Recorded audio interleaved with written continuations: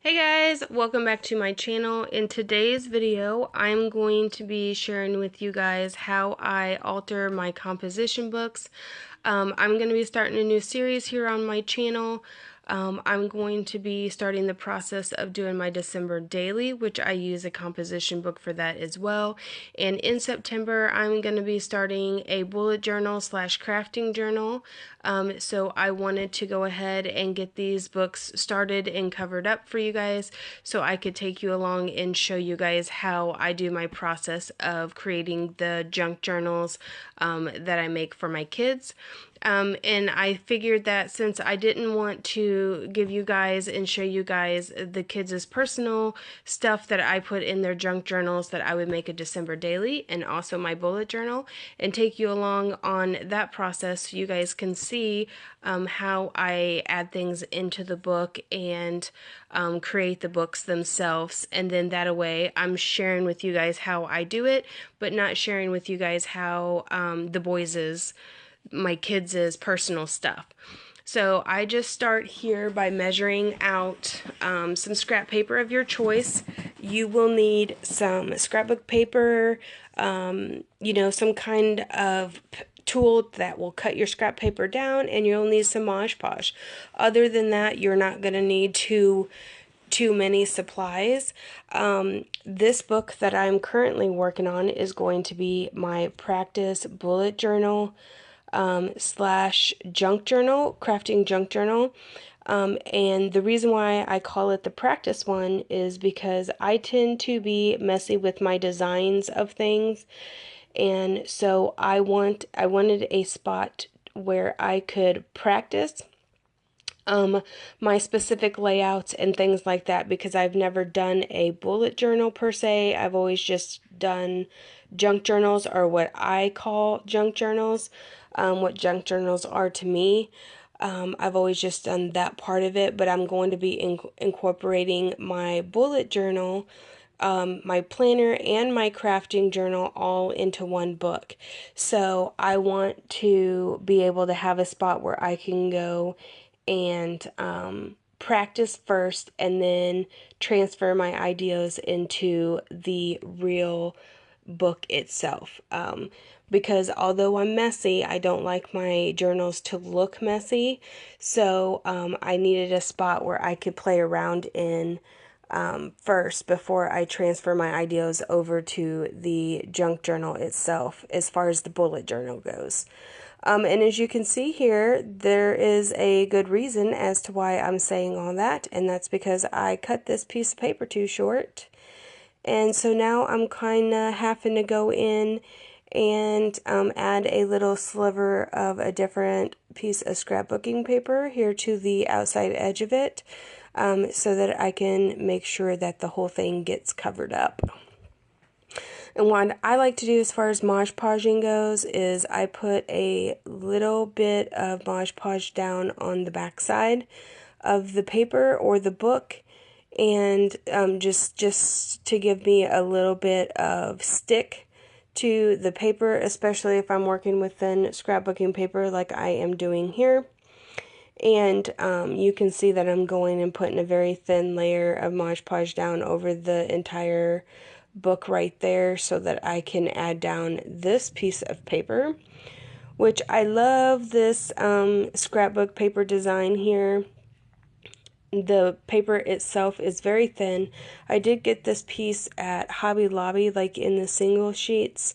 And I knew that I was going to want to cover a book with this paper, which is the reason why I got it. But at the same time, it is very thin, so if you are not careful when you Mod Podge, you will get wrinkles in your paper.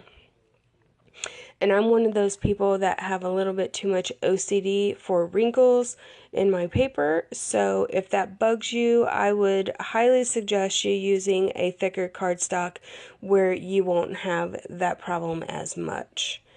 And here I am, I'm just going through and trimming out that paper perfectly, because it's another issue that I have where I like my things to look perfect.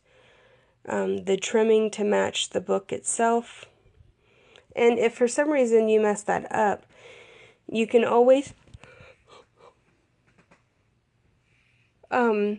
trim out the composition book to match the error that you have made. I have done that before.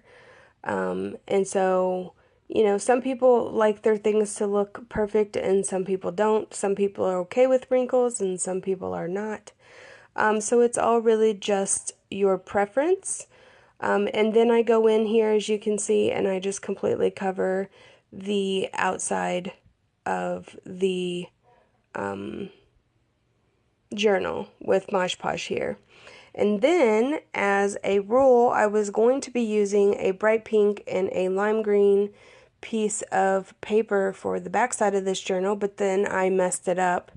And so I felt like I needed to go in with that same blue paper that I used as the trim on the front to do the back side, so that it matched a little bit better. You probably, if I didn't tell you that that was a mistake, you probably would have just assumed that I would have made that little strip there in the front because I wanted to, but it was a mistake. And so I wanted the paper that I used there to match the back side. You can see here that I'm really working on them wrinkles, guys, because it really does bug me. And I also only Mod Podge this book as well as the December Daily. I did not Mod Podge and I have not Mod Podged the boys' junk journals. And the reason for that being is because these two, this book and the December Daily book, is going to get a little bit more wear and tear on the book. I'm going to be using this book specifically every day, so I wanted to make sure that that paper was not going to lift up and tear on me. Whereas the boys' junk journals, I, only pull those out whenever I have something to write about inside their journal. So it's not something that I even pull out every single day. It might be, once a week, a couple times a week, something like that. So I did not Mod Podge the outside, but you are more than welcome to Mod Podge them if you feel like you want to. So here I am just attaching this piece of paper to the back side, and you're going to see, me doing the same process. I lay the Mod Podge down just to get a little bit of a stick, and then I,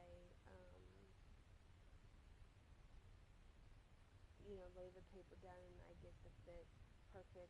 I, trim it out and all that stuff, and then Mod Podge it again over the top. There were several people who asked me to show them how I start, playing around with my journals, and this is honestly the way that I've been making my boys' junk journals for years. I do cover the inside of these books as well, and you just do the exact same thing, except for you're going to do the inside. I usually let the books completely dry on the outside, and then I start working with the inside part of it. But that is just my preference. You probably, if you're quick enough, can get it done, all together. But I usually do the outsides. And as you can see, I did 5 books here. So I did all the 5 books on the outside, let them dry overnight, and then I went in and done all 5 of the insides. So I hope that helps you guys as far as altering the outsides of a composition book and also the inside. The process is the same. And like I said again, I'm going to be sharing my bullet journal and my December daily in a series here on my channel over the next few months. So stay tuned for that if it's something that you're interested in. I know several people have asked me to do something as far as the junk journals go, so I am giving in to that request, and I'm going to take you along on those two journeys with us here on this channel. So if you're interested, grab you some supplies and work on your books along with me. And if you like this video, give it a thumbs up, and we'll see you in the next one.